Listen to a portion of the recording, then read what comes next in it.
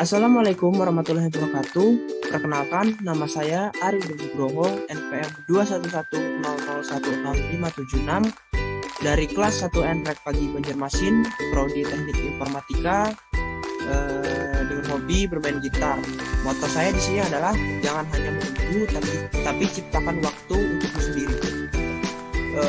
Dari Universitas Islam Kalimantan, Muhammad Arsyad Al-Badari, Banjarmasin. Di sini saya akan menjelaskan materi ke-14 logika matematika dengan judul konsep dasar, teknik pembuktian dan langkah-langkah pembuktian. Di sini dosen pembimbing saya ada Bapak Adi Surya STMT. Masuk ke daftar isi. Yang pertama ada konsep dasar teknik pembuktian. Yang kedua ada langkah-langkah pembuktian. Yang ketiga ada contoh. Dan yang keempat kesimpulan. Dan yang terakhir ada daftar pustaka. Masuk ke materi pertama, konsep dasar teknik pembuktian. Definisi memainkan peranan penting di dalam matematika. Topik-topik baru matematika selalu diawali dengan membuat definisi baru. Sebagai contoh, teori fungsi kompleks diawali dengan mendefinisikan bilangan imajiner I, yaitu I2 sama dengan min 1. Berangkat dari definisi dihasilkan sejumlah teorema beserta akibat-akibatnya. Teorema inilah yang perlu dibuktikan. Pada kasus sederhana, kadangkala teorema pada suatu buku ditetapkan sebagai definisi pada buku yang lain. Begitu juga sebaliknya. Selanjutnya, untuk memahami materi selanjutnya dibutuhkan persyaratan pengetahuan logika matematika. Kemudian langkah-langkah pembuktian. Langkah-langkah pembuktian yang pertama ada tulis teorema yang dibuktikan. Yang kedua ada tandai permulaan pembuktian dengan kata bukti. Yang ketiga ada buktikan secara lengkap dan menyeluruh. Yang keempat ada tulis variabel dan tipe yang akan digunakan.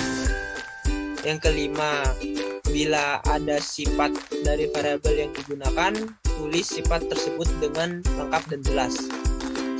Yang keenam, bila menggunakan sifat-sifat tertentu seperti sifat komutatif, maka tuliskan sifat tersebut. Yang ketujuh, jika di tengah pembuktian dijumpai ekspresi misalnya R tambah S, maka singkat ekspresi tersebut misalnya dinyatakan dengan K. Yang terakhir ada tandai dari pembuktian. Langkah-langkah pembuktian yang kesalahan yang sering dilakukan yaitu yang pertama menyimpulkan dari suatu atau beberapa contoh. Yang kedua simbol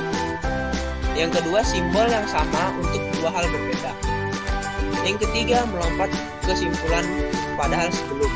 Yang terakhir mengasumsikan apa yang akan dibuktikan. Contohnya gini.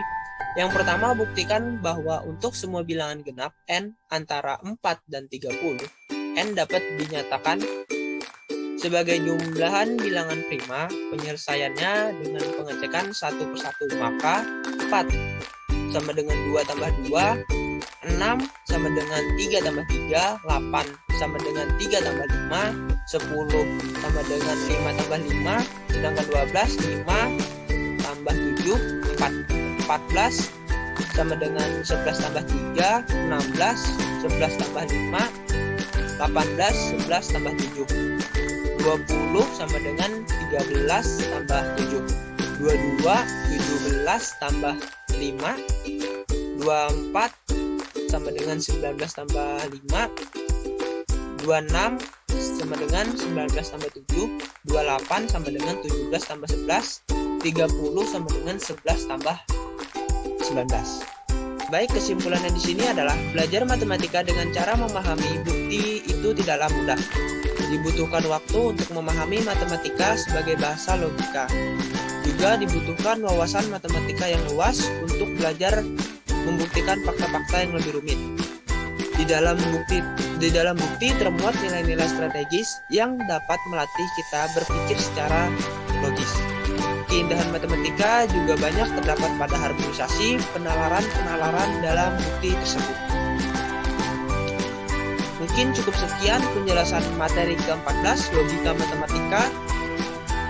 Dari saya, wassalamualaikum warahmatullahi wabarakatuh.